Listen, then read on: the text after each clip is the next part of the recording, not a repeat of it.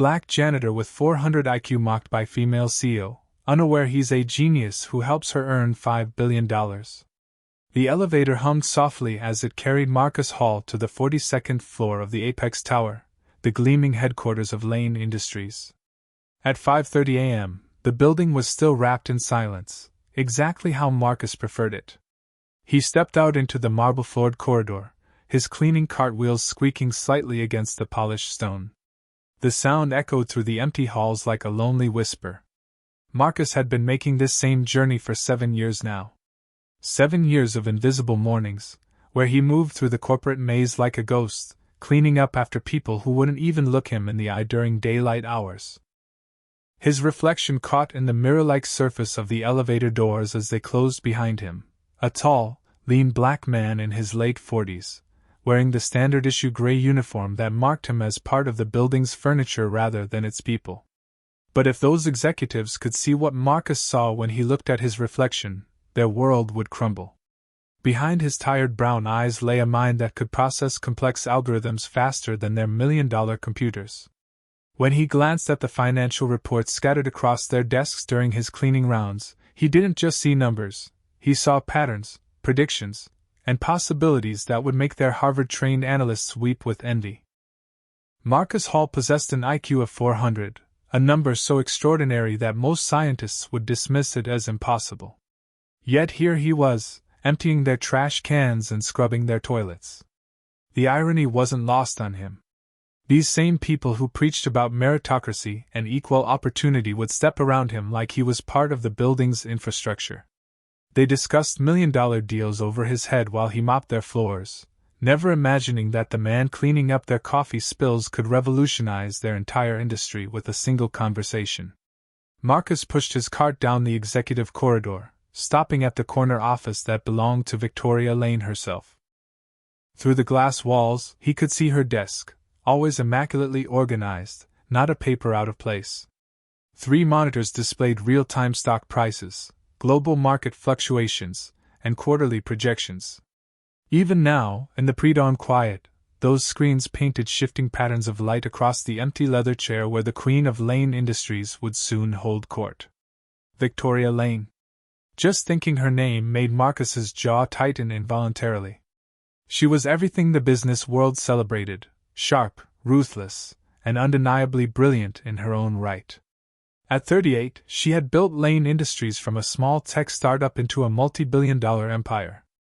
Forbes had featured her on 3 covers. Harvard Business School used her strategies as case studies. She was the poster child for breaking glass ceilings and proving that women could dominate the corporate battlefield just as fiercely as any man. But Victoria had one fatal flaw that she disguised as a virtue: her absolute belief in her own superiority. She spoke eloquently about meritocracy at conferences, insisting that talent would always rise to the top. Yet when she looked at Marcus, all she saw was exactly what his uniform suggested: a simple man doing simple work because that was all he was capable of. The contradiction never seemed to trouble her conscience. Marcus had experienced her particular brand of casual cruelty more times than he cared to count. Last month, when he was cleaning near the reception area, Victoria had been showing potential investors around the building. She gestured toward him like he was part of the architectural features. "We believe in providing opportunities for everyone," she had said, her voice carrying just enough volume to ensure Marcus heard every word. "Even those who might not have had access to higher education can find meaningful work here. It's important to remember that not everyone can be an executive, and that's perfectly fine. Someone has to keep the lights on." The investors had nodded approvingly at her apparent compassion, while Marcus continued wiping down surfaces, his face a mask of professional indifference. But inside, something had shifted. A small crack in the wall he had built around his emotions. That same week, Victoria had been struggling with a particularly complex merger analysis during a late-night session. Marcus had been cleaning the conference room adjacent to her office when he overheard her on a video call with her advisors. They were missing a crucial connection between 2 seemingly unrelated market factors, something that would cost them millions if overlooked. The solution was so obvious to Marcus that he almost spoke up instinctively. The market patterns were like reading a children's book to someone with his cognitive abilities. But he had caught himself just in time, remembering his place in Victoria's carefully ordered universe. Instead, he had quietly finished his work and left, while Victoria and her team spent another 3 hours chasing their tails around a problem that Marcus could have solved in 3 minutes. This was his reality, a man whose mind could reshape entire industries, reduced to watching lesser intellects struggle with puzzles that seemed elementary to him. The waste of it all sometimes kept him awake at night, staring at the ceiling of his small apartment, wondering what his life might have been like if he had been born into different circumstances. But Marcus had learned long ago that resentment was a luxury he couldn't afford. Life had taught him that survival meant accepting your role and playing it perfectly, no matter how unfair the casting might be. His story was one of brilliant potential crushed by circumstances beyond his control. Born into poverty in Detroit, Marcus had shown signs of extraordinary intelligence from an early age. He was reading college-level textbooks at 6, solving advanced mathematical theorems at 8, and developing his own theories about quantum physics at 10. But genius without opportunity is just a cruel joke that fate plays on the deserving. His mother had worked 3 jobs just to keep food on the table. There was no money for special schools, no resources for nurturing his exceptional mind. By the time he was 14, family circumstances forced him to drop out of school entirely to help support his younger siblings. The dreams of university scholarships and academic recognition faded like smoke in the wind. Years passed. Marcus took whatever work he could find, always hiding his intelligence because it made people uncomfortable. Employers didn't want janitors who could outsmart their management teams. Co-workers didn't want to befriend someone whose casual observations made them feel inadequate. So Marcus learned to dim his light, to speak simply, to keep his insights to himself. He became invisible not just because of his uniform, but because invisibility was the safest place for someone like him in a world that wasn't ready to accept that genius could come in any package. Now, as he emptied Victoria's wastebasket, Marcus noticed the crumpled papers she had discarded from yesterday's strategic planning session. Even in the trash, he could see the fundamental flaws in her quarterly projections. She was overestimating market stability in 3 key sectors and completely missing an emerging trend that would reshape their industry within 18 months. But Victoria Lane, CEO extraordinaire, would never ask for advice from her janitor. And Marcus Hall, the invisible genius, would never offer it. At least, not yet. As Marcus moved through the empty offices in those quiet morning hours, he had no way of knowing that his carefully maintained invisibility was about to be shattered. He couldn't foresee that within days, his world and Victoria's would collide in ways that would reveal truths neither of them was prepared to face. The game was about to change, and Marcus Hall, the janitor nobody respected, was about to become the most important person in Victoria Lane's empire. He just didn't know it yet. 3 days later, the storm clouds that had been gathering over Lane Industries finally broke open during what was supposed to be a routine quarterly board meeting. Marcus had timed his cleaning schedule perfectly, as he always did.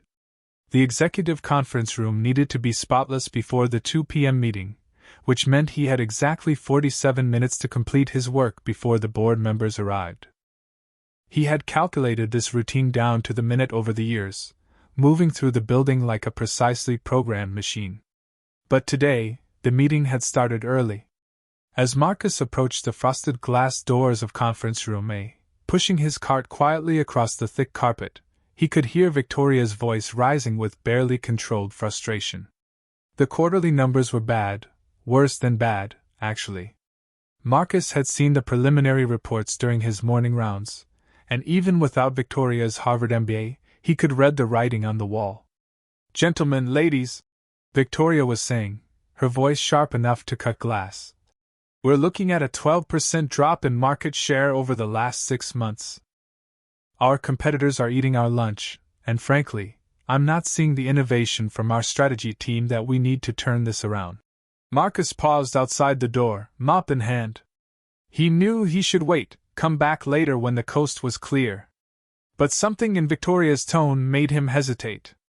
There was desperation there, carefully hidden beneath layers of executive authority, but unmistakable to someone who understood the subtle mathematics of human emotion. Through the glass, he could see the familiar tableau, Victoria at the head of the long mahogany table, surrounded by her senior executives. Charts and graphs glowed on the wall-mounted screens, painting a picture of corporate decline in neat blue and red lines. The Blackstone acquisition was supposed to give us their client base, continued James Morrison, the chief financial officer, his bald head gleaming under the conference room lights. Instead, we've lost 30% of those accounts to Dataflow Systems. Their predictive analytics platform is simply superior to ours. Marcus's hand tightened on the mop handle. Dataflow's platform wasn't superior. It was built on a fundamentally flawed algorithm that would collapse within 18 months when market volatility increased. He had spotted the weakness immediately when he'd glanced at their technical specifications in a trade journal someone had left on a lobby table. But these executives, for all their degrees and experience, were missing the obvious mathematical flaw that would bring their competitor crashing down. "What we need," Victoria said, her voice getting sharper, "is a complete overhaul of our market analysis protocols. The current system is clearly—" "Excuse me," Marcus found himself saying, the words slipping out before his careful self-control could stop them.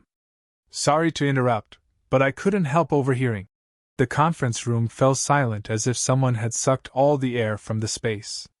12 pairs of eyes turned toward the glass door where Marcus stood, mop still dripping, looking like a man who had just realized he had stepped off a cliff. Victoria's face went through several expressions in rapid succession: surprise, confusion, and then something much colder. She stood up slowly, her chair rolling backward on its wheels. "I'm sorry," she said, her voice carrying a dangerous edge that made several board members shift uncomfortably. "Did our janitor just attempt to contribute to a strategic planning discussion?" A few nervous chuckles rippled around the table. Marcus felt heat creeping up his neck, but something deeper than embarrassment was driving him now. Maybe it was years of watching incompetence masquerade as expertise.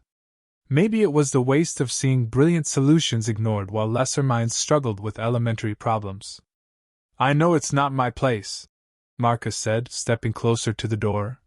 "But Dataflow's predictive model, it's using a regression analysis that doesn't account for cyclical market corrections. When the next downturn hits, probably in the third quarter, their whole system will—" "Stop," Victoria's voice cracked like a whip. She walked toward the door, her heels clicking sharply against the polished floor. "Just stop right there." She yanked the door open, and Marcus found himself face to face with the full force of her fury. Around the table, executives were exchanging glances that ranged from amused to mortified. "Mr. Hall," Victoria said, her voice dripping with theatrical concern, "I think there might be some confusion about your role here. You see, we pay you to clean floors, not to play business consultant. The people in this room have decades of experience and multiple advanced degrees. Perhaps you should focus on what you do best, making sure our floors shine." The laughter that erupted from the table was sharp and cruel. Morrison was actually wiping tears from his eyes. Sarah Chin, the head of marketing, was covering her mouth with her hand, her shoulders shaking with barely contained giggles. "I mean, really," Victoria continued, warming to her performance. "What's next? Are we going to ask the security guard to restructure our debt? Maybe the receptionist can handle our international expansion?" More laughter. Marcus felt something inside him shrivel up and die as the sound washed over him. This was why he had learned to stay invisible. This was why he had taught himself to dim his light until it was barely a flicker. "Floor polishers shouldn't talk numbers, Mr. Hall," Victoria said, her voice gentle now, almost pitying. "Leave the thinking to people who actually know what they're doing." Marcus nodded once, a sharp, mechanical movement. "Yes, ma'am. Sorry to disturb you." He turned his cart around and walked away, the sound of renewed laughter following him down the corridor like a pack of hunting dogs. Each step felt heavier than the last, and by the time he reached the supply closet, his hands were shaking. In the safety of the small, windowless room filled with cleaning supplies and industrial chemicals, Marcus finally allowed himself to feel the full weight of the humiliation. He had broken his own cardinal rule: never let them see how smart you really are, and Victoria Lane had made him pay for it in front of her entire leadership team. But as he stood there among the mops and bottles, Marcus couldn't shake the feeling that Victoria had just made the biggest mistake of her career. She had dismissed him, humiliated him, and reduced him to nothing more than a punchline. What she didn't know was that Marcus Hall remembered everything. And sometimes, the people you underestimate are the ones who end up holding all the cards. The game had indeed changed. Victoria just didn't realize she was no longer the one controlling it. 4 days after the humiliation in the conference room, Victoria Lane stood at her office window, watching the morning sun paint golden streaks across the city skyline. Today was supposed to be her redemption day, the day she would announce the partnership deal that would save Lane Industries from its downward spiral. Ethan Cross was coming. At 29, Ethan Cross was already a legend in the tech world. His company, Phoenix Dynamics, had revolutionized 3 different industries in the span of 5 years. He was worth an estimated $12 billion, and more importantly for Victoria's purposes, he had the resources and reputation to pull Lane Industries back from the brink. "He should be arriving any minute," announced Sarah Chin, Victoria's marketing director, as she burst through the office door with barely contained excitement. "The entire media circus is setting up downstairs. This partnership announcement is going to be front-page news." Victoria smoothed down her navy blue power suit and checked her reflection in the window one more time. Everything had to be perfect. The last few weeks had been brutal: stock prices falling, board members asking uncomfortable questions, and competitors circling like vultures. But Ethan Cross's partnership would change everything. She had spent months courting him, flying to conferences where he was speaking, arranging casual meetings through mutual connections. Victoria had researched every aspect of his business philosophy, memorized his favorite quotes, and crafted the perfect pitch about synergistic growth and market disruption. The elevator chimed softly, and Victoria's assistant announced over the intercom, "Ms. Lane, Mr. Cross has arrived. Send him right in." Victoria replied, positioning herself strategically behind her desk to project authority while remaining approachable. The door opened, and Ethan Cross stepped into her office. Victoria had seen him in photographs and video interviews, but his presence in person was even more commanding than she had expected. Tall and lean, with sharp, intelligent eyes and an easy confidence that came from conquering the world before his 30th birthday. He wore a simple black t-shirt and jeans, the uniform of tech royalty who no longer needed to impress anyone with formal attire. "Mr. Cross," Victoria said, extending her hand with her most winning smile. "Welcome to Lane Industries. I can't tell you how excited we are about the possibilities." But Ethan Cross wasn't looking at her. His eyes had moved past her, focusing on something behind her shoulder with an intensity that made Victoria turn around in confusion. Through her glass office wall, Marcus Hall was visible in the corridor, methodically working his way down the executive floor with his cleaning cart. He was doing exactly what he had done every day for 7 years, emptying waste baskets, wiping down surfaces, and remaining invisible to the important people conducting important business. But Ethan Cross was staring at him like he had just seen a ghost.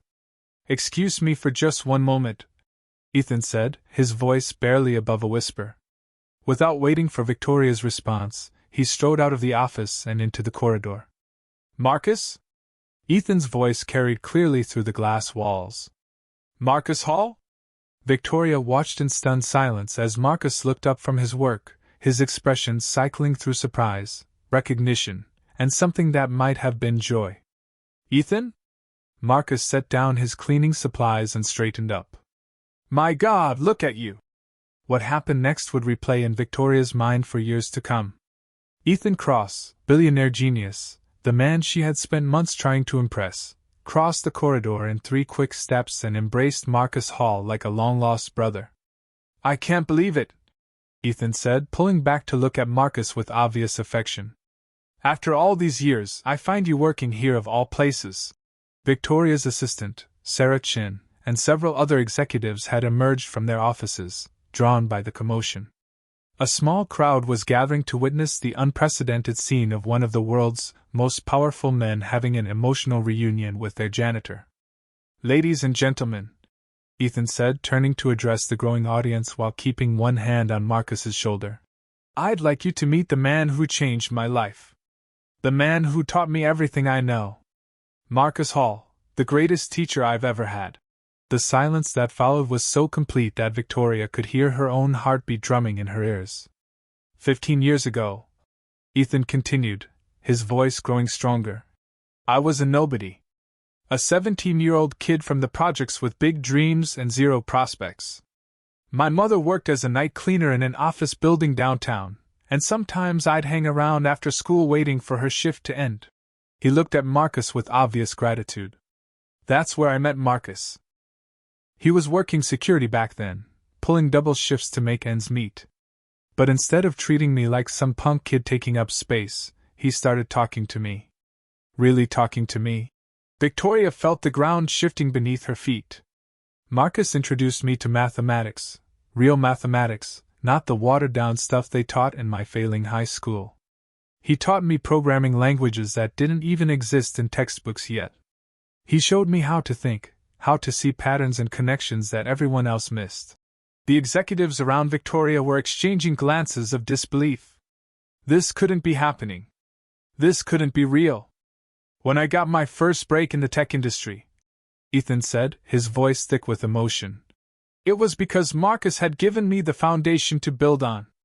Every success I've had, every breakthrough, every billion-dollar idea, it all traces back to what this man taught me when no one else believed I was worth the effort. He turned back to Marcus, and Victoria could see tears forming in the young billionaire's eyes. Marcus, what are you doing here? Working as a... He gestured helplessly at the cleaning cart. Marcus smiled, that same quiet smile Victoria had seen 1,000 times and never really noticed. Just making an honest living, Ethan.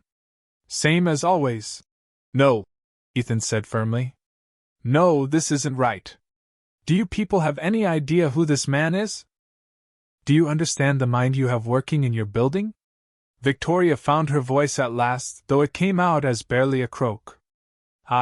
We had no idea you two knew each other. Ethan's expression grew cold as he looked at her, really looked at her for the first time since entering the building. Let me guess, he said quietly. You've been treating him like he's invisible. Like he's just part of the furniture. The silence stretched out like a taut wire ready to snap. Mr. Cross. Victoria began, but he held up his hand. I think, Ethan said, we need to have a very different conversation than the one you were planning. The very different conversation Ethan Cross had promised never got a chance to happen. At 11:47 a.m., exactly 18 minutes after the shocking reunion in the corridor, Victoria's world began to collapse with the precision of a controlled demolition. Ms. Lane! Her assistant's voice cracked through the intercom like a gunshot. You need to see the news. Right now. Victoria, who had been sitting in stunned silence trying to process the revelation about Marcus, grabbed her remote and flicked on the wall-mounted television. The breaking news banner across CNN made her stomach drop to her shoes. Tech giant Nexus Systems announces revolutionary AI platform Lane Industries stock plummets. The anchor's voice filled the office. In a surprise announcement this morning, Nexus Systems has unveiled their new artificial intelligence platform, Oracle, which they claim can predict market movements with 97% accuracy. Early demonstrations have shocked industry analysts, and investors are already fleeing traditional data analysis companies. Victoria's phone began ringing. Then her assistant's phone. Then every phone in the building seemed to explode in a symphony of panic. The stock is down 40% in 20 minutes. James Morrison burst through her door, his usually pristine suit wrinkled and his face pale. 40%! Our biggest clients are calling to terminate their contracts. They want to jump ship to Nexus before we're completely obsolete. Victoria stared at the television screen, watching her company's stock price fall like a stone thrown from a cliff. 7 years of building, 7 years of fighting for every market share percentage point, and it was all disappearing in real time. "How is this possible?" she whispered. "Their platform was nowhere near this advanced 6 months ago. Their last demo was laughable. Someone leaked it to the press early," Saracen said, appearing in the doorway with her tablet. "But that's not even the worst part. Victoria, they're not just claiming their AI is better than ours. They're claiming it makes our entire approach obsolete. Legacy technology, they're calling it. Legacy technology." The words hit Victoria like a physical blow. Through her glass wall, she could see Ethan Cross still talking quietly with Marcus in the corridor. Other employees were gathering at a respectful distance, whispering among themselves and stealing glances at the unlikely pair. But Ethan seemed oblivious to everything except his conversation with the man Victoria had humiliated just days ago. "Get me a full analysis," Victoria ordered, her mind racing. "I want to know everything about this Oracle system. How it works, who built it, what we're up against. And get our development team working on countermeasures immediately." "Victoria," Morrison said gently, "our development team is good, but this isn't something we can reverse engineer in a few weeks. This is years of advanced research. Maybe decades. Whoever built this system is operating on a completely different level than anything we've seen." The room fell silent except for the continuing drone of financial disaster from the television. Victoria felt the walls closing in around her. Everything she had built, everything she had sacrificed for, was crumbling because someone else had been smarter, faster, better. A soft knock on the door frame made everyone turn. Ethan Cross stood there, with Marcus quietly beside him. "Ms. Lane," Ethan said, his voice formal but not unkind, "I think we need to talk. All of us." Victoria wanted to scream that she didn't have time for talking, that her company was bleeding to death in real time, but something in Ethan's expression stopped her. "Of course," she managed. "Please come in." Ethan and Marcus entered the office, and Victoria's executives automatically arranged themselves around the conference table. The familiar hierarchy of power, except now there was a janitor sitting at the table where billion-dollar decisions were made. "I've been watching the news," Ethan said without preamble. "Nexus Systems. Oracle platform. 40% stock drop." He paused, looking directly at Victoria. "You're in trouble." "We're aware," Victoria replied stiffly. "Are you aware," Ethan continued, "that their Oracle system has a fatal flaw that will cause it to collapse within 6 months?" The room went dead silent.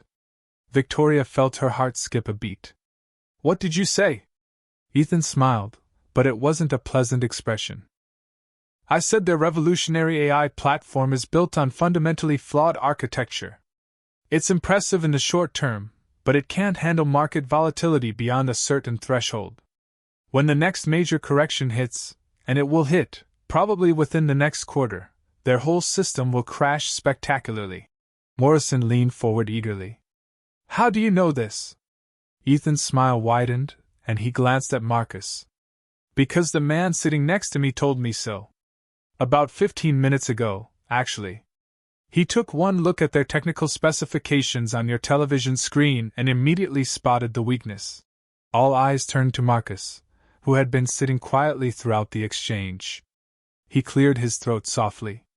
"The regression analysis model they're using," Marcus said, his voice calm and measured, "assumes market stability patterns that haven't existed since 1987. It's like building a bridge using engineering principles from the 1800s. It looks impressive until you put real weight on it." Victoria stared at him. This was the same man she had mocked for daring to comment on Dataflow's system. The same man she had humiliated in front of her entire board. "The thing is," Ethan continued, "while their system is doomed to fail, that doesn't help you right now. Your stock is still crashing, your clients are still fleeing, and you still need a solution before you're completely destroyed." "What are you suggesting?" Victoria asked, though she was beginning to understand with growing horror where this conversation was heading. "I'm suggesting," Ethan said, "that you have the solution sitting right here in this room. You have the one person who can not only save your company but make it stronger than Nexus Systems could ever dream of being." He gestured toward Marcus. You just have to swallow your pride enough to ask for his help. Victoria looked at Marcus, really looked at him for perhaps the first time in 7 years. The quiet man who had endured her condescension, who had cleaned up after her mistakes, who had been invisible in her world of glass offices and power lunches. The man who might be her only hope. Mr. Hall, she said, her voice barely audible. Would you be willing to help us? Marcus was quiet for a long moment, and in that silence, Victoria felt the weight of every cruel word, every dismissive glance, every moment she had treated him as less than human. Finally, he spoke. Ms. Lane, he said, let me show you what we're really up against. Marcus Hall stood up from the conference table with the quiet confidence of a man who was about to change the world. For 7 years, he had hidden his brilliance behind mops and cleaning supplies. Now, as he walked toward Victoria's wall of monitors, that carefully constructed invisibility was about to shatter completely. May I? He asked, gesturing toward Victoria's computer. Victoria nodded, still too stunned to speak. The man she had dismissed as intellectually inferior was about to take control of her most sophisticated technology systems. Marcus's fingers moved across the keyboard with startling speed and precision. Multiple windows opened simultaneously: market analysis software, financial databases, and computational programs that most of Victoria's analysts barely understood. But Marcus navigated through them like a pianist playing a familiar symphony. First, Marcus said, his voice taking on an authority that none of them had ever heard before. Let me show you why Nexus Systems' Oracle platform will fail. The main monitor filled with complex mathematical equations and data models. To Victoria and her executives, it looked like an incomprehensible maze of numbers and symbols. But as Marcus began explaining, the fog of confusion started to clear. Their AI is using a machine learning algorithm based on historical market patterns from 1995 to 2020. Marcus explained, highlighting specific sections of code. It's impressive for short-term predictions, but it has a critical blind spot. It can't account for black swan events, unexpected market disruptions that happen roughly every 7 to 10 years. James Morrison leaned forward, squinting at the screen. How can you be so certain? Marcus pulled up a secondary window showing global economic indicators. Because we're overdue for one. Look at these debt-to-GDP ratios, the housing market bubble indicators, and the cryptocurrency volatility patterns. We're sitting on the edge of a major market correction that will happen within the next 4 months. When it does, Oracle's prediction algorithms will not just fail, they'll recommend strategies that will bankrupt their clients. Ethan Cross smiled with obvious pride. That's exactly what he told me 15 minutes ago. He spotted the flaw in seconds. But here's what you're missing. Marcus continued, turning back to the keyboard. This crisis isn't just an opportunity to watch Nexus fail. It's a chance to build something genuinely revolutionary. His fingers flew across the keys again, opening new programs and pulling up datasets that Victoria didn't even know her company had access to. Your current data analysis platform is good, but it's thinking too small. You're trying to predict market movements. What you should be doing is predicting market evolution. What's the difference? Sarah Chen asked. Marcus turned toward her, and for the first time, Victoria saw the full force of his 400 IQ intellect shining in his eyes. Market movements are what stocks will do tomorrow. Market evolution is how entire industries will transform over the next decade. He gestured to the screen, where a new interface was taking shape. I'm going to show you something that doesn't exist anywhere else in the world. A predictive model that doesn't just analyze data, it understands the underlying social, technological, and economic forces that drive human behavior. That's impossible. Morrison protested. Human behavior is too unpredictable to model accurately. Is it? Marcus asked. Humans think they're unpredictable, but they follow patterns just like everything else. The key is understanding which patterns matter. For the next 20 minutes, Marcus performed what could only be described as mathematical magic. He pulled together data streams from sources Victoria had never considered: social media sentiment analysis, patent filing trends, demographic shifts, climate data, and even satellite imagery of global shipping routes. People don't just buy products, Marcus explained as he worked. They buy solutions to problems they don't even know they have yet. If you can predict what problems are emerging, you can predict what markets will explode. The system he was building was unlike anything Victoria had ever seen. It wasn't just analyzing numbers, it was reading the pulse of human civilization itself. For example, Marcus said, highlighting a cluster of data points. Based on current demographic trends and infrastructure development patterns, the market for elderly care technology will expand by 400% within 3 years. Not because people suddenly care more about their parents, but because the baby boomer generation is hitting the age where traditional healthcare systems will be overwhelmed. Victoria felt her breath catch. The implications were staggering. Or this, Marcus continued, switching to another dataset. Vertical farming technology. Current market value, $2 billion. Predicted value in 5 years based on climate change impact on traditional agriculture, $50 billion. Ethan Cross was laughing with delight. This is why I learned everything I could from this man. He doesn't just see what is, he sees what must be. But the real breakthrough, Marcus said, his voice dropping to almost a whisper, is this. He opened a final program, and the screen filled with a dynamic, three-dimensional model that looked more like a living organism than a computer interface. This is what I call the evolution engine. It doesn't just predict individual markets, it predicts how they'll interact, merge, and create entirely new industries that don't exist yet. Victoria stared at the screen in amazement. The model was showing connections and possibilities that her mind couldn't even begin to process. The total addressable market for the opportunities this system can identify, Marcus said quietly, is approximately $100 billion over the next 5 years. The room fell silent except for the soft hum of computer processors working at maximum capacity. My God, Victoria whispered. You built this in 20 minutes?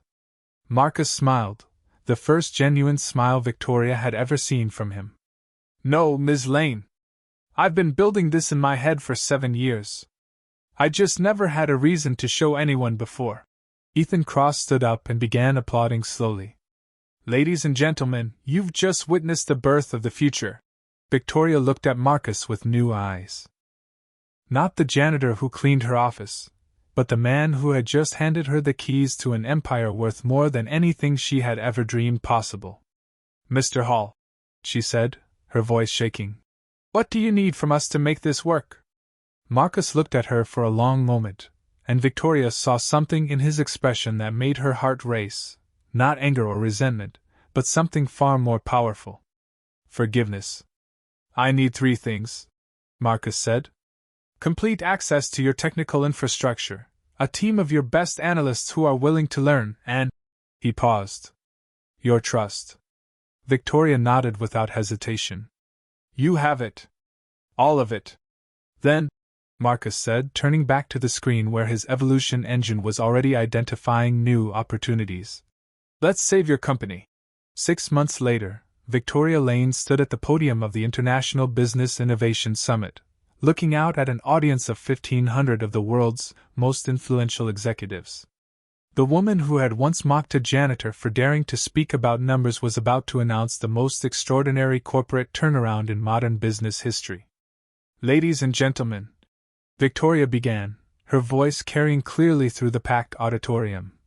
When Lane Industries was on the brink of collapse last year, losing 40% of our value in a single day, I thought I knew everything about leadership, about recognizing talent, about building successful teams. She paused, scanning the audience until her eyes found Marcus Hall, sitting quietly in the 3rd row. He wore a simple navy suit instead of his old gray uniform, but he still had that same calm, observant expression that she had learned to read so differently. I was wrong about everything that mattered. The numbers behind Victoria's transformation were staggering, and she knew every executive in that room had memorized them. Lane Industries hadn't just recovered, they had become the most valuable data analytics company in the world. Their stock price had increased by 2,300%. The evolution engine that Marcus had built was now licensing to Fortune 500 companies for fees that started at $50 million per year. But the real story wasn't in the numbers. It was in how completely wrong she had been about the man who made it all possible. "The greatest strategic mind I have ever encountered," Victoria continued.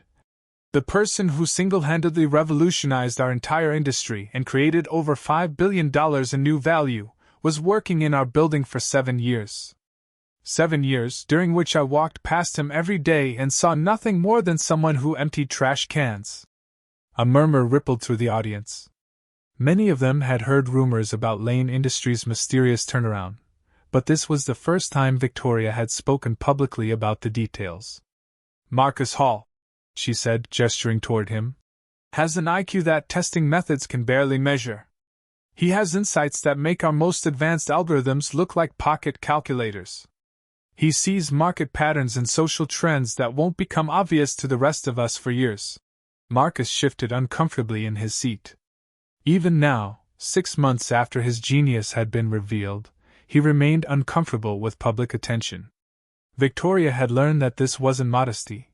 It was a survival instinct developed over decades of hiding his light to avoid the kind of treatment she had once given him. "But here's what I want every leader in this room to understand," Victoria said, her voice growing stronger. "The reason Marcus Hall was working as a janitor wasn't because he lacked intelligence or education or potential. It was because people like me, people who pride themselves on recognizing talent, were too blinded by our own prejudices to see what was right in front of us." The audience had grown completely silent. Victoria could feel the weight of their attention, and she knew that some of them were squirming as they recognized themselves in her confession. "When Mr. Hall first attempted to contribute to one of our strategy meetings, I humiliated him. I made him the punchline of a joke about knowing his place. I treated him like he was intellectually inferior because of his job title, his uniform, and yes, because of assumptions I didn't even realize I was making." She looked directly at Marcus again, and he gave her a small nod of encouragement. "The evolution engine that has transformed our company wasn't built in 6 months. Mr. Hall had been developing those concepts in his mind for years while he cleaned our offices and listened to our meetings. Every brilliant insight, every revolutionary algorithm, every predictive model that has made us billions, it was all there, waiting for someone to ask the right questions and listen to the answers." Victoria clicked to her final slide, which showed a simple photograph, Marcus at his workstation in the new Research and Development Center that now bore his name. He was surrounded by whiteboards covered in equations that most PhD mathematicians couldn't follow, working with a team of analysts who competed for the privilege of learning from him. "3 months ago, I offered Mr. Hall the position of Chief Executive Officer of Lane Industries. He declined, preferring to focus on research and development. But I want you to know that the offer stands permanently, because I finally understand something that took me far too long to learn." She paused for effect, looking out at the sea of powerful faces. "True genius isn't defined by degrees or titles or the color of someone's collar. It's defined by the depth of someone's mind and the courage to see possibilities that others miss. And sometimes, the most extraordinary people are the ones we've trained ourselves not to see." The applause started slowly, then built to a thunderous crescendo that lasted nearly 5 minutes. Victoria watched Marcus, who was clearly uncomfortable with the attention but graciously acknowledging the recognition. After the presentation, as executives crowded around to ask questions and request consultations, Victoria made her way to Marcus. "How did I do?" she asked quietly. Marcus smiled, the same patient, knowing smile she had seen 1,000 times but never really understood until now. "You did fine, Ms. Lane. But you know this isn't about me, right? It's about all the other people like me who are still invisible, still waiting for someone to really see them." Victoria nodded, understanding the deeper message. Marcus had saved her company, but more importantly, he had saved her from a blindness that would have cost her everything that mattered. As they walked together through the lobby of the convention center, Victoria noticed something that would have been impossible 6 months earlier. People were stepping aside respectfully as Marcus passed, some nodding in recognition, others whispering in obvious awe. Marcus Hall was no longer invisible. He was the man everyone whispered about, the hidden genius who had seen the future and shaped it with his own hands. And Victoria Lane, who had once thought she knew everything about success, had learned the most valuable lesson of her career from a janitor who turned out to be the smartest person she had ever met. Sometimes, the people you underestimate are the ones who end up changing your world forever.